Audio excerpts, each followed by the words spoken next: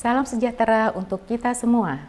Selamat datang dalam perkuliahan Teknologi Sediaan Padat di Fakultas Farmasi Universitas Indonesia yang dilaksanakan secara daring.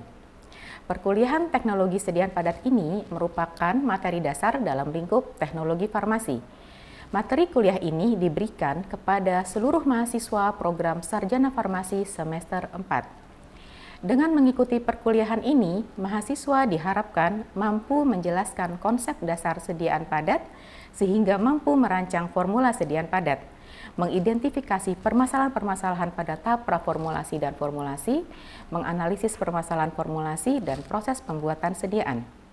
Selain itu, mahasiswa diharapkan pula mampu menetapkan eksipien dan sistem penghantaran obat untuk sediaan padat dan mampu menjamin mutu sediaan padat yang dihasilkan. Pada sesi kali ini, saya, Sylvia Surini, akan menyampaikan perkuliahan dengan topik pendahuluan sistem penghantaran obat.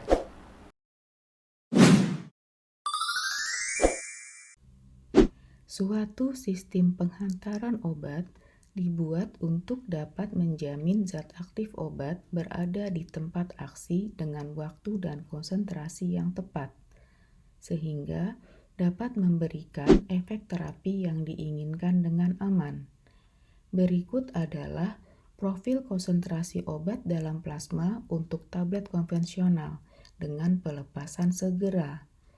Untuk dapat memberikan efek terapi, maka konsentrasi obat dalam plasma harus berada di atas konsentrasi minimal untuk memberikan efek terapi, disebut dengan istilah MIC atau minimal effect concentration, dan masih di bawah konsentrasi minimal untuk keracunan obat atau toksik yang disebut dengan istilah MTC atau minimal toxic concentration. Waktu ketika pertama kali konsentrasi obat mencapai MIC atau konsentrasi minimal yang memberikan efek disebut onset, dan lamanya obat berada pada konsentrasi yang memberikan efek disebut durasi. Salah satu yang mempengaruhi konsentrasi obat dalam plasma adalah bagaimana zat aktif tersebut dihantarkan atau drug delivery dan bagaimana zat aktif tersebut dilepaskan atau drug release oleh suatu bentuk sediaan farmasi.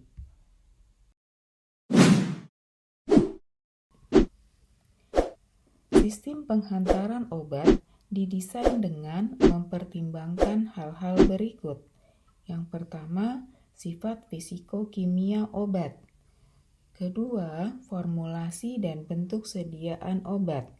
Yang ketiga, biofarmasetika dari rute pemberian. Yang keempat, sifat farmakokinetik obat.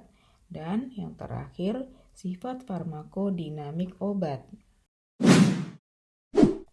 Yang pertama adalah sifat fisiko-kimia obat, antara lain deskripsi fisik zat aktif, uji mikroskopik, titik leleh, diagram fasa, ukuran partikel, polimorfisme, kelarutan, disolusi, permeabilitas membran, koefisien partisi, dan konstanta disosiasi atau pKa.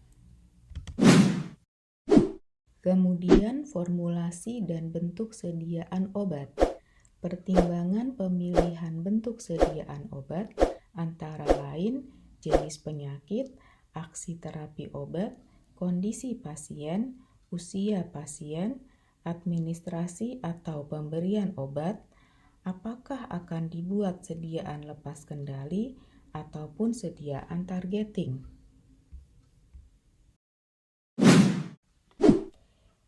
Dari wujud fisiknya, sediaan obat dibedakan menjadi sediaan padat, setengah padat, cair, dan gas.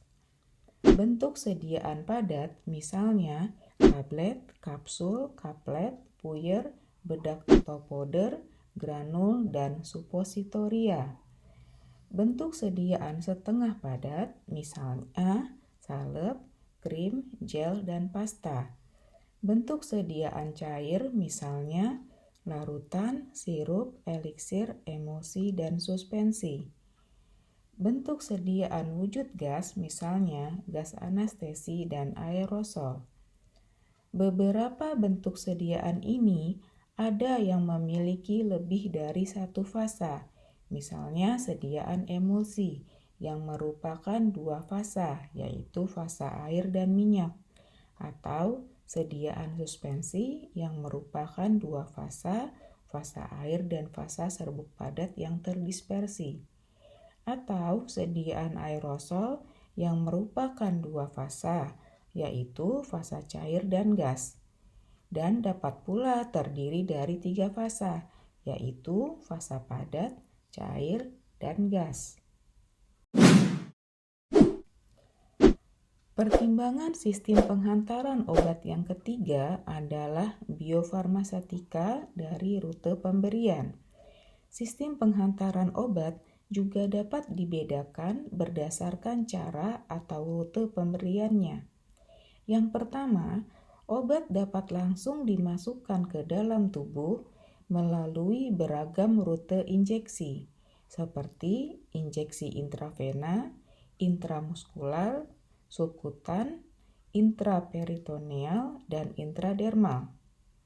Berikutnya, obat juga dapat masuk ke dalam tubuh melalui aplikasi sediaan pada kulit, misalnya pada sediaan semisolid untuk efek lokal dan sediaan transdermal untuk efek sistemik.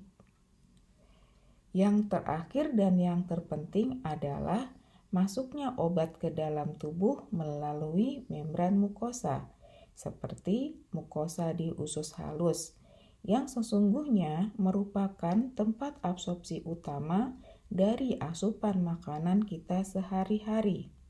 Selain itu, ada mukosa di bagian dalam pipi atau bukal, mukosa di bawah lidah, mukosa di rektum dan vagina, mukosa di dalam hidung, dan mukosa di paru-paru. Berikutnya sifat farmakokinetik obat yang menghubungkan antara waktu pemberian obat dengan konsentrasi obat yang ada pada cairan tubuh, khususnya di darah atau plasma. Seperti telah disampaikan sebelumnya bahwa waktu ketika pertama kali konsentrasi obat mencapai MIC disebut onset, dan lamanya obat berada pada konsentrasi yang memberikan efek tersebut disebut durasi. Waktu onset dan waktu durasi obat ini tergantung dari proses-proses farmakokinetika seperti absorpsi, distribusi, metabolisme, dan eliminasi obat. Selain itu, bila zat aktif adalah produk biologi, imunogenisitas terhadap produk biologi dapat mengubah sifat farmakokinetik dengan mempengaruhi biodistribusi dan eliminasi. Yang terakhir adalah sifat farmakodinamika obat yang menghubungkan konsentrasi obat di dalam tubuh dengan efek farmakologi obat atau indeks terapi. Jadi, kesimpulannya, farmakokinetik adalah apa yang tubuh lakukan kepada obat, sedangkan farmakodinamik adalah apa yang obat lakukan terhadap tubuh. Berikut adalah tampilan kurva farmakokinetik, kurva farmakodinamik, dan kurva farmakokinetik farmakodinamik atau kurva PKPD yang menampilkan hubungan antara waktu obat dalam tubuh dan efek farmakologi obat. Suatu sistem penghantaran obat yang baik dapat menjamin bahwa zat aktif obat dapat berada di tempat aksi pada waktu dan durasi yang tepat. Salah satu yang mempengaruhi konsentrasi obat dalam plasma adalah bagaimana zat aktif tersebut dilepaskan dari bentuk sediaan, atau bagaimana sistem penghantaran obat dari bentuk sediaan tersebut. Oleh karena itu, pada materi berikutnya kita akan membahas tentang jenis-jenis penghantaran obat, mekanisme lepasnya obat dari sediaan, dan cara mempengaruhi lepasnya obat.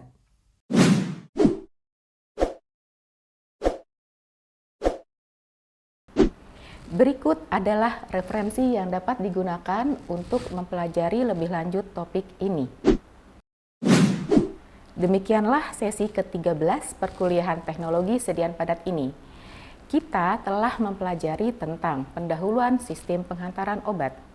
Pada pertemuan berikutnya, kita akan membahas mengenai jenis-jenis sistem penghantaran obat.